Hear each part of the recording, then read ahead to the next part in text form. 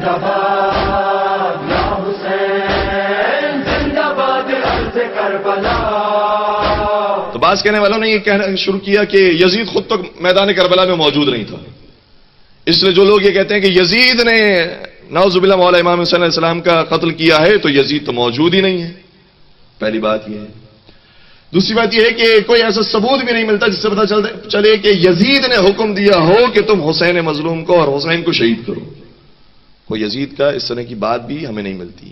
دونوں باتوں کو مختصر جواب دے کر بات کو آگے بڑھا دوں گا. پہلی بات یہ کہ جو لوگ یہ کہتے ہیں کہ یزید موجود نہیں تھا اس لیے یزید قصوروار نہیں ہے، تو ان کے لیے میں چھوٹا سا جملہ عرض کروں کہ یہ تو آپ کہہ رہے ہیں کہ حسین کے مقابلے میں یزید کھڑا نہیں تھا اس لیے یزید قصوروار نہیں ہے. مجھے یہ بتائیے کہ جو حسین سے پہلے کی ہستیاں تھیں علی کے مقابلے میں جو کھڑے ہوئے تھے، کیا آپ کھڑے ہونے کے بعد ان پر لعنت بھیجتے ہیں؟ تو آپ کے یہاں تو موجودگی اور عدم موجودگی کوئی معیار ہی نہیں ہے. جو موجود تھے آپ ان پر لعنت نہیں بھیجتے. تو اگر ہم نے ثابت بھی کر دیا کہ یزید موجود تھا تو کیا گارنٹی ہے کہ اس پر لعنت بھیجی جائے گی؟ تو اس کا مطلب یہ ہوا کہ موجودگی ثابت کرنے سے کوئی خاص فائدہ نہیں ہوگا. یہ ثابت کرنا پڑے گا کہ کیا یزید نے واقعی یہ خط لکھا تھا، حکم دیا تھا یا نہیں دیا تھا.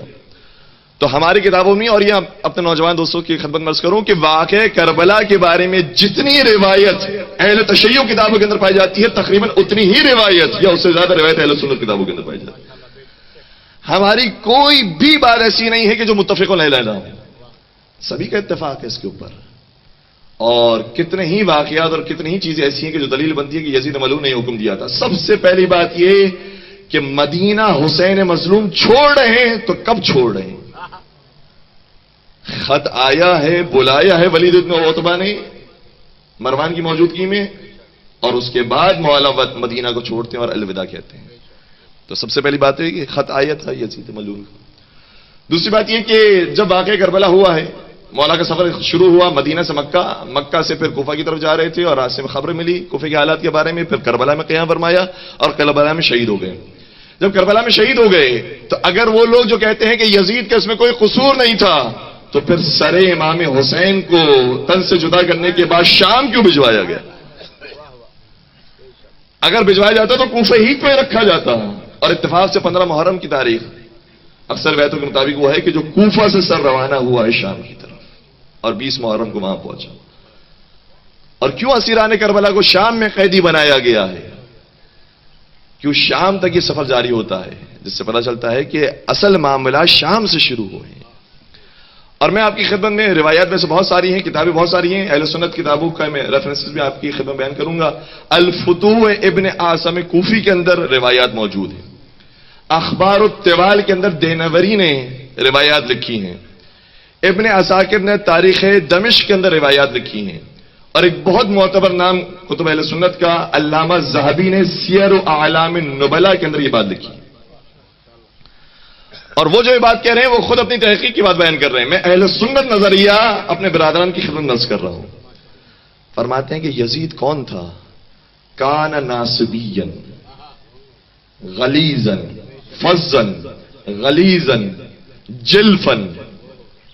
یہ یزید وہ ہے کہ جو تند مزاج رکھنے والا تھا، اہل بیت کے خلاف سختی کرنے والا تھا، قسی القلب تھا. اور پھر جو لفظ استعمال کیا جلفن، اس کا ترجمہ جو عربی جاننے والے ہیں وہ جانتے ہیں کہ احمق تھا. اور پھر آگے اس کے بارے میں بیان کیا یتناول المسکر، یہ شراب پیا کرتا تھا. یہ اب کوئی شیعہ عالم تو کلام نہیں کر رہا، اور اتنے بڑے عالم علامہ ذہبی کے جملے یہ ہیں یتناول المسکر ویفعل المنکر. شراب پیا کرتا تھا اور ہر حرام کام کیا کرتا تھا. پھر آگے کہتے ہیں افتتح دولتہ بمقتل الشہید الحسین، اپنی حکومت کا آغاز کیا تو حسین شہید کے قتل سے. ہے میرے ساتھ بات پہنچ رہی ہے؟ افتتح دولتہ بمقتل الشہید الحسین واختتمها، اور اپنی دولت کا اور اپنی حکومت کا اس کا اختتام ہوا ہے تو کس واقعے سے؟ بواقعۃ الحراء، مدینہ پر جو چڑھائی کی تھی اس واقعے سے اس کی حکومت کا اختتام ہو رہا ہے. نواز رسول کو بھی شہید کیا, ان کے اصحاب کو, ان کے انصار کو, ان کے گھر والوں کو شہید کیا, اور واقع ہررا کے اندر اصحاب کو شہید کیا ہے اور صحابیات کی عصمت دری کی. یہ ہے یزید. اور پھر آگے وہ خود کہتے ہیں مقتہ الناس, لوگ اسے ناپسند کرتے تھے. ولم یبارک فی عمری, اور اس نے اپنی زندگی میں کوئی خیر انجام ہی نہیں دیا. تو یہ ہماری کتابوں کے اندر موجود نہیں ہے. خود برادران اگر اپنی کتابوں کا مطالعہ کریں تو انہیں واضح ہوگا کہ یزید کس خونخوار صفت آدمی کا نام تھا. اور پھر اس کے بارے میں مولا امام حسین امام علی مقام علیہ الصلوۃ والسلام جو ارشاد فرماتے ہیں, اللہم صلی علی محمد, ایک مل کر بہتر درود پڑھ دیجیے گا, محمد و علی محمد.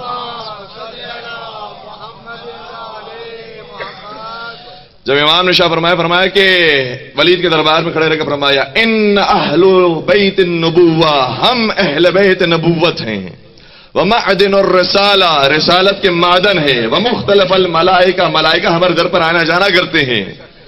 اور پھر آگے شاہ فرمایا ویزید رجل فاسق شارب الخمر قاتل النفس المحرمہ معلن بالفسق مثلی لا یبایع مثلہ. فرماتے ہیں میری زبان سے سنو کہ یزید کون ہے.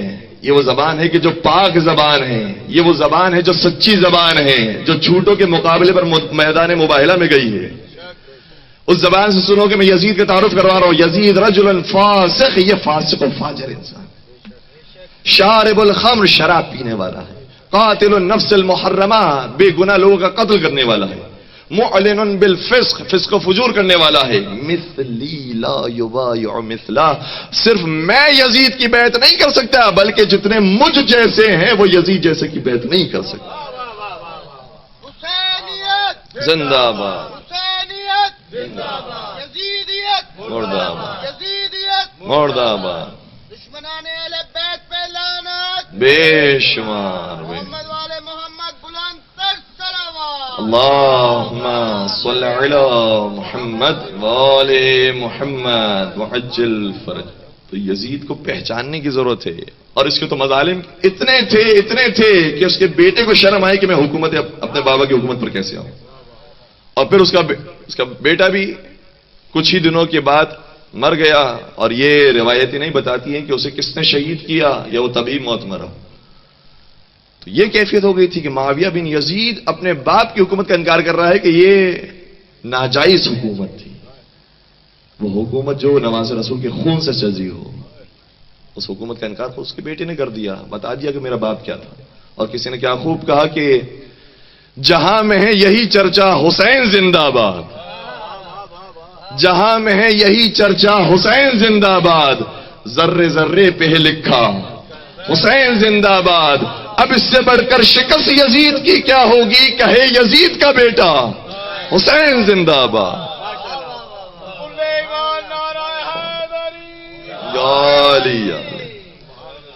تو جو یزید کو ڈیفینڈ کر رہے ہیں وہ اپنی ہی بزرگان کی کتابوں کو دیکھیے کہ ان کے نظریات کیا تھے, کتنا تبدیل کیا جا رہا ہے تاریخ, اور کتنا مست کر کے اپنی نسلوں کو پیش کیا جا رہا ہے. اور ہم بہت ساری چیزوں میں تحفظات کا اظہار کرتے ہیں, لیکن یزید کے معاملے پر کوئی تحفظ نہیں ہوگا, وہاں پر کھل کے بات ہوگی. اور تفسیر آلوسی بہت معتبر تفسیر ہے برادران اہل سنت کے نزدیک, جس کے نام ہے روح المعانی. علامہ آلوسی نے کتاب لکھی, اس تفسیر کے اندر باقاعدہ اس روایت کو نقل کیا ہے انہوں نے. اور یہ کوئی شیعہ روایت نہیں, شیعہ راوی نہیں. کہتے ہیں کہ امام احمد ابن حنبل سے ان کے بیٹے نے سوال کیا کہ بابا جان یہ بتائیے کیا یزید پر لعنت بھیجنا جائز ہے, کیونکہ اس زمانے میں یہ اختلاف تھا کہ یزید کو لعنت بھیج سکتے نہیں بھیج سکتے. اگر بھیج دی تو اس کا مطلب یہ ہے کہ کوئی خلیفۃ المسلمین ہونے کے باوجود بھی لعنت کا مستحق ہو سکتا ہے. اور اگر خلیفۃ المسلمین ہیں تو کیا پھر اس طریقے سے ان پر لعنت نہیں بھیجی جائے, یہ کیا جائے, کیا کیا جائے, آپ بتائیے آپ کا کیا نظریہ ہے. انہوں نے بڑا خوبصورت جواب دیا. اگر یہ کہہ دیتے کہ میرا نظریہ یہ ہے کہ یزید پر لعنت بھیجنا جائز ہے تو بات یہیں پہ ختم ہو جاتی, دفن ہو جاتی. لیکن انہوں نے کہا کہ میں تو قرآن کی آیت پیش کر رہا ہوں, قرآن کی آیت یہ کہہ رہی ہے کہ یزید پر لعنت بھیجو. کون سی آیت کا ارشاد ہوتا ہے قرآن کریم کے اندر کہ قرآن کریم یہ کہتے ہیں فَهَلْ تَوَلَّيْتُمْ فَهَلْ عَسَيْتُمْ إِن تَوَلَّيْتُمْ أَن تُفْسِدُوا فِي الْأَرْضِ وَتُقَطِّعُوا أَرْحَامَكُمْ أُولَئِكَ الَّذِينَ لَعَنَهُمُ اللَّهُ فَأَصَمَّهُمْ وَأَعْمَىٰ أَبْصَارَهُمْ. قرآن کریم یہ کہتا ہے کہ کیا تمہیں منافقین سے یہ توقع ہے اور اس کے علاوہ کچھ اور توقع ہو سکتی ہے کہ جب انہیں حکومت دی جائے گی تو زمین میں فساد برپا کریں گے، قطع رحمی سے کام لیں گے؟ اگر منافقین کو حکومت مل جائے اور زمین میں فساد برپا کریں، اولئک الذین لعنہم اللہ، تو ایسے ہی منافقین پر اللہ کی لعنت نازل. کا قرآن کہہ رہا ہے کہ یزید پر لعنت ہو. فاصمہم، اور ان کے کان بہرے ہو جائیں، ان کی آنکھیں اندھی ہو جائیں. قرآن کریم نے یہ الفاظ استعمال کیے ہیں. تو کیا تمہیں کوئی شک و شبہ ہے کہ منافقین کو اگر حکومت ملے گی اور یہ کام کریں گے تو ان پر اللہ کی لعنت نہیں آئے گی؟ لعنت کے مستحق قرار پائیں گے. لیکن میں کہوں گا اے امام احمد بن حنبل، آپ نے بڑا کام کر دیا. آپ نے قرآن کی آیت پیش کر کے ہمارے بہت سے معاملات کو حل کر دیا، کیونکہ قرآن میں نام موجود نہیں ہیں، اوصاف موجود ہیں، خصوصیات موجود ہیں. قرآن تو اصول سے بات کرتا ہے، لہذا جو اس اصول پر پورا اترے اس پر قرآن کے مطابق لعنت ہے.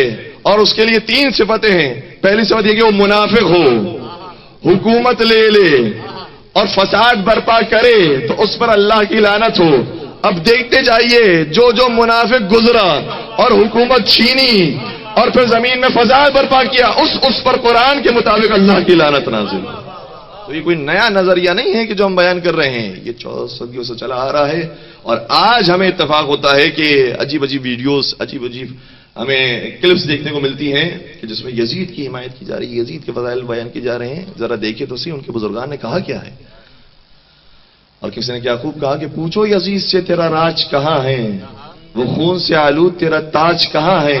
زندہ ہے حسین ابن علی، زندہ ہے، لعنت کے سوا ذکر تیرا آج کہاں ہے.